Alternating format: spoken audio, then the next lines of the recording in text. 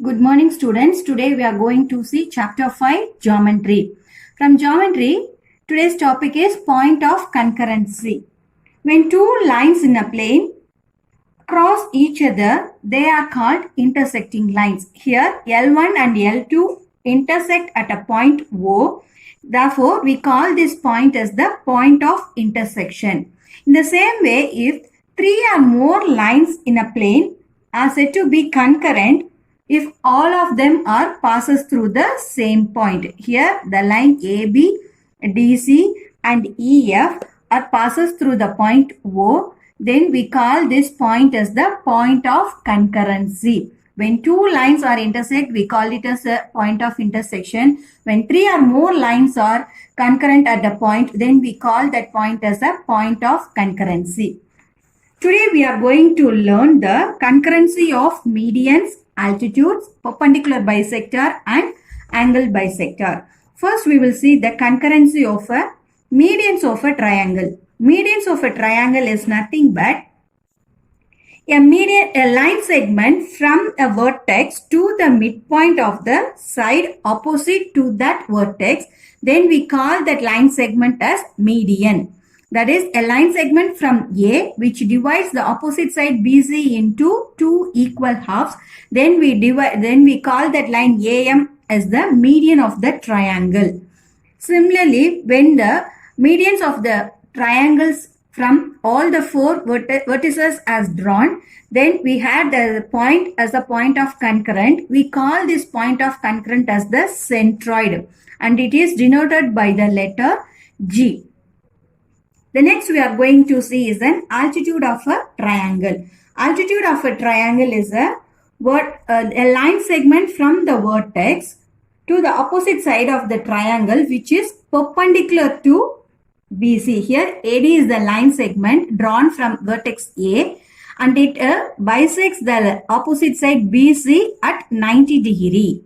So we call that line AD as an altitude of the triangle. Similarly, if three altitudes are meet at a point, then we call that point as the orthocenter and it is denoted by the letter H. Next we are going to see is the perpendicular bisector of a triangle and its concurrence.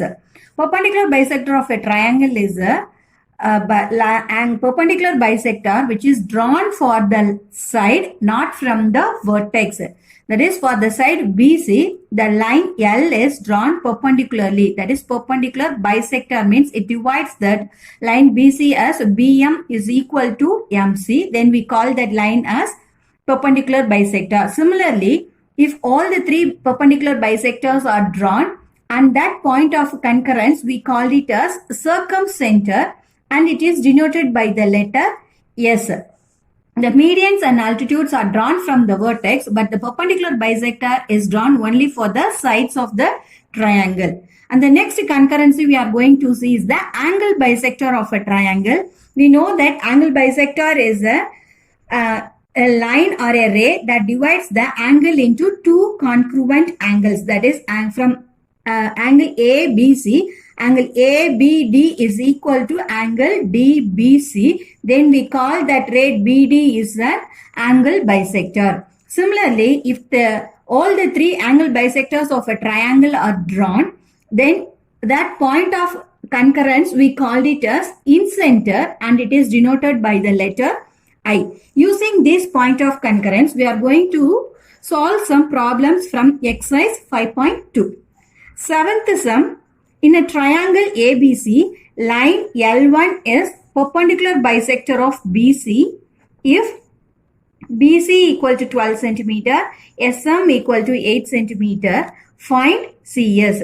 Here from the triangle ABC, L1 is the perpendicular bisector. It is given as a perpendicular bisector. Therefore, BM is equal to MC. Here BC is given as 12. Then MC is the half of BC. Therefore, MC is equal to 6 centimeter. The another measurement given is SM equal to 8 centimeter. Using these two measurements from triangle MCS, using the Pythagoras theorem, we can write SC square is equal to SM square plus MC square. That is, square of the hypotenuse is equal to sum of the squares of the other two sides. Using that theorem, we are substituting for sm square and mc square. We get the sum as 100. That is sc square is 100 means sc equal to 10. Therefore, sc is 10 centimeter. Eighth sum, identify the centroid of a triangle PQR. Here the triangle PQR is given and the line segment PS and QT is given. That PS divides the side QR into two equal halves. That is QS equal to SR. In the same way, QT divides the side PR into two equal halves. RT is equal to TP. Using this, we know that centroid is the point of concurrence where the medians are meet at the same point. If the medians are meet means the line segment from the vertex which divides the opposite sides into two equal halves, it is given. That is QS is equal to SR, it is given. Therefore, PS is the median from the vertex.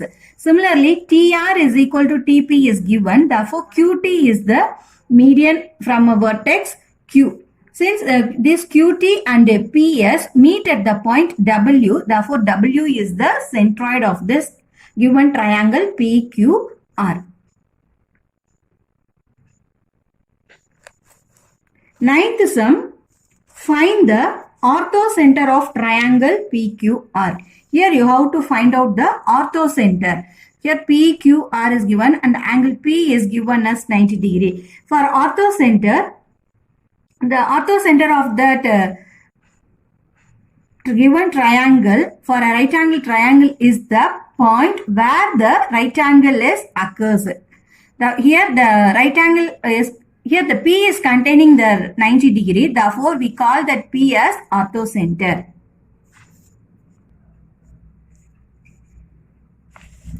Tenth sum, in the given figure, A is the midpoint of YZ and G is the centroid of a triangle XYZ. If the length of GA is 3 cm, find XA. Here XYZ, triangle XYZ is given and G is given as centroid of this triangle XYZ. Since it is a centroid, then A is the midpoint of ZY. That is ZA is equal to YA. It is the midpoint of ZY.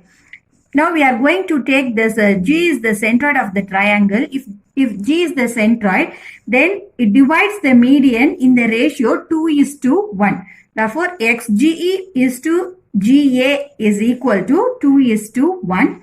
When we substituting for GA as given as 3 cm, substitute for GA as 3, we get XG equal to 6 cm. Using this XG and GA, we are calculating the length of XA, that is XA equal to XG plus GA, that is 6 plus 3 equal to 9 cm. Therefore, XA equal to 9 cm. 11th sum, if I is the incenter of triangle XYZ, angle IYZ is equal to 30 degree and angle IZY is equal to 40 degree, find angle YXZ. From the triangle X, since XYZ is the triangle given, here I is the incenter of triangle. This and the another two angles given is IYZ is given as 30 degree and IZY is given as 40 degree. Since I is the incenter of this triangle XYZ, then we say that YI and ZI are angle bisectors of angle Y and angle Z. Angle bisector means it divides the angle Y into two equal halves. That is XYI is equal to angle IYZ. That is equal to 30 degree. From this we can see that angle XYZ is equal to 30 plus 30. We get the angle as 60 degree. In the same way, angle YZI is equal to IZX. Both are equal to 40 degrees since ZI is the angle bisector of angle Z. So we get angle XZY as 80 degree.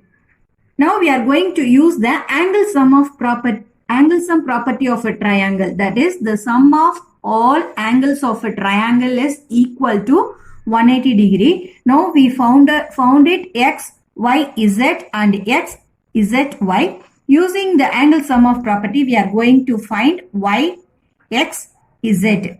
That is angle XYZ plus angle YZX plus angle ZXY is equal to 180 degree. Substituting it for these two angles, we get 140 plus ZXY is equal to 180 degree. Therefore, angle ZXY is equal to 40 degree. Therefore, angle YXZ is 40 degree. Thank you.